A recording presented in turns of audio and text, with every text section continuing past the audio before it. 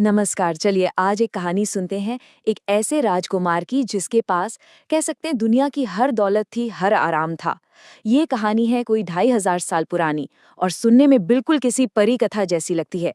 पर ये सिर्फ कहानी नहीं है, ये एक ऐसा सफर है जिसने दुनिया को देखने का, उसे समझने का तरीका हमेशा हमेशा के लिए बदल दिया। और पता है, यही यही इस पूरी कहानी का दिल है। सोचिए जरा, क्या ये सच नहीं है कि कभी-कभी बहुत ज्यादा आराम हमें जिंदगी की उन सच्चाइयों से बिल्कुल दूर कर देता है जिन्हें जानना शायद सबसे जरूरी होता है। तो चलिए इसी राजकुमार की कहानी के साथ इस गहरे सवाल का जवाब ढूंढने की कोशिश करते हैं। तो हमारी कहानी की शुरुआत होती है एक राजकुमार के जन्म से। नाम था उनका सिद्धार्थ गौतम। और उनके जन्म के साथ ही ना एक ऐसी भविष्यवाणी हुई जिसने उनके पिता राजा शुद्धोधन के दिल में एक गहरा डर बिठा दिया। भविष्यवाणी ये थी कि ये बच्चा या तो पूरी दुनिया पर राज करने वाला एक महान राजा बनेगा या फिर सब कुछ छोड़कर एक बहुत बड़ा आध्यात्मिक गुरु बन जाएगा। अब सोचिए, एक पिता के लिए ये कितना मुश्किल चुनाव था। और राजा शुद्धोधन ने तय किया कि उनका बेटा एक राजा ही बनेगा। और इस भविष्यवाणी को गलत साबित करने के लिए राजा ने सिद्धार्थ के चारों तरफ मानो एक सोने का पिंजरा ही बना दिया। महल की दीवारों के अंदर एक ऐसी दुनिया रची गई जहां सिर्फ और सिर्फ सुख था, खूबसूरती थी। दुख, बीमारी, बुढ़ापा, मौत, इन शब्दों का तो वहां कोई मतलब ही नहीं था। ये एक परफेक्ट इल्यूजन था, एक निखुत भ्रम। लेकिन सच सच तो एक नदी की तरह होता है जो अपना रास्ता बना ही लेता है। और फिर एक दिन वही हुआ। सच की वो नदी महल की दीवारों को तोड़कर सिद्धार्थ की जिंदगी में आ ही गई। और उस दिन सब कुछ बदल गया। पहली बार महल से बाहर निकलकर सिद्धार्थ ने जिंदगी की वो हकीकत देखी जो उनसे अब तक छुपाई गई थी। उन्होंने एक बूढ़े इंसान को देखा और उन्हें समझ आया कि जवानी हमेशा नहीं रहती। फिर एक बीमार इंसान को देखकर एहसास हुआ कि ये शरीर कितना नाजुक है। एक लाश को देखकर मौत की सच्चाई उनके सामने आ गई। और फिर उन्होंने एक साधु को देखा जिसके पास कुछ भी नहीं था, फिर भी उसकी आंखों में गजब की शांति थी। अब सवाल ये था, ये कैसे मुमकिन है? महल का वो सोने का पिंजरा अब टूट चुका था। उस रात सिद्धार्थ सो नहीं पाए।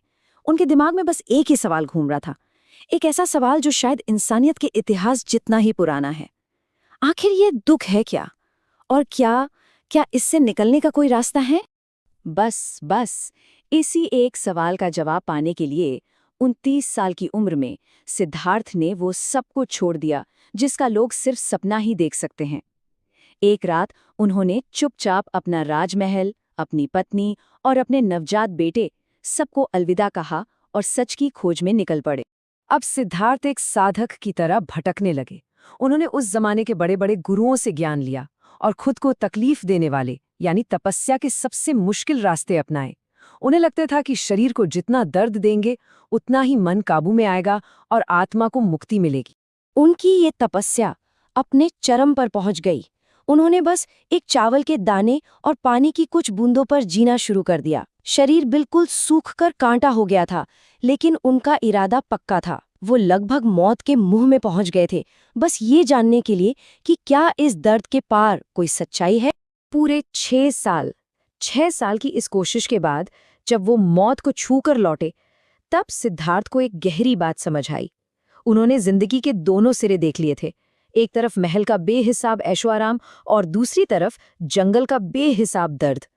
पर जवाब इन दोनों में से कहीं नहीं था। उन्हें समझ आया कि जैसे वीणा के तारों को बहुत ज्यादा कस दो तो वो टूट जाते हैं, और अगर बहुत ढीला छोड़ दो तो उनसे संगीत नहीं निकलता। जिंदगी भी तो बिल्कुल उसी वीणा की तरह है।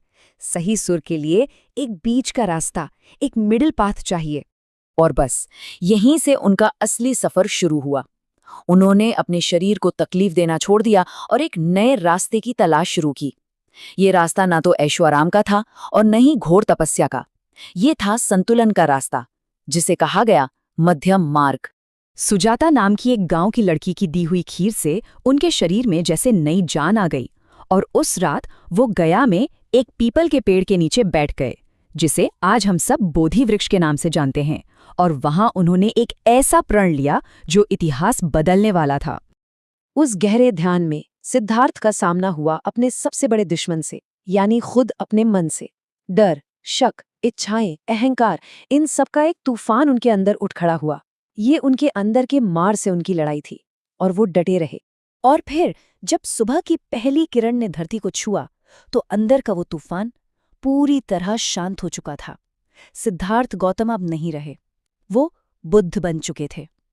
बुद्ध यानी द अवेकेंड वन, वो जो जाग गया है। वो कोई भगवान नहीं बने, बल्कि वो एक ऐसा इंसान बने जिसने जिंदगी के रहस्य को पूरी तरह समझ लिया था। तो आखिर उन्हें क्या समझ आया? उन्हें 4 आर्य सत्य मिले। पहला, कि जीवन में दुख है, ये एक सच्चाई है, इसे मानना होगा। दूसरा, इस दुख की वजह हमारी इच्छाएं और हमारा मोह है, हमारी अटैचमेंट।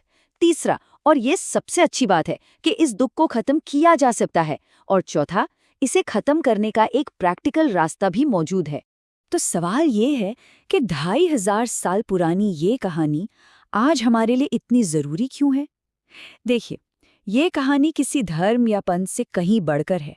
ये कहानी है हमारे अपने मन के बारे में, कि वो कैसे काम करता है, हमारी अपने अंदर की दुनिया के बारे में। एनलाइटनमेंट के बाद बुद्ध अगले 45 सालों तक पूरे भारत में पैदल चले और अपनी समझ को लोगों के साथ बांटा। उनका संदेश किसी एक के लिए नहीं था। वो राजाओं से भी मिले और गरीबों से भी, विद्वानों से भी और अनपढ़ लोगों से भी, और उन सबका संदेश हमेशा एक ही रहा, बिल्कुल सिंपल और गहरा। बुद्ध ने जिस इच्छा और अटैचमेंट की बात की थी, वो आज भी हमारी दुनिया को चला रही है ना? सफलता के पीछे भागना, वैलिडेशन की भूख, हर चीज को कंट्रोल करने की चाहत, यही तो है आज की जिंदगी। और अक्सर इस दौड़ के आखिर में क्या मिलता है? एक गहरा खालीपन। बुद्ध की कहानी हमें एक बहुत जरूरी बात सिखाती है कि शांति कोई ऐसी मंजिल नहीं है जिसे दौड़कर पाया जा सके। ये कोई अचीवमेंट नहीं है, ये तो एक समझ है, दुनिया को देखने का एक नजरिया है जो हमारे अंदर ही होता है। और शायद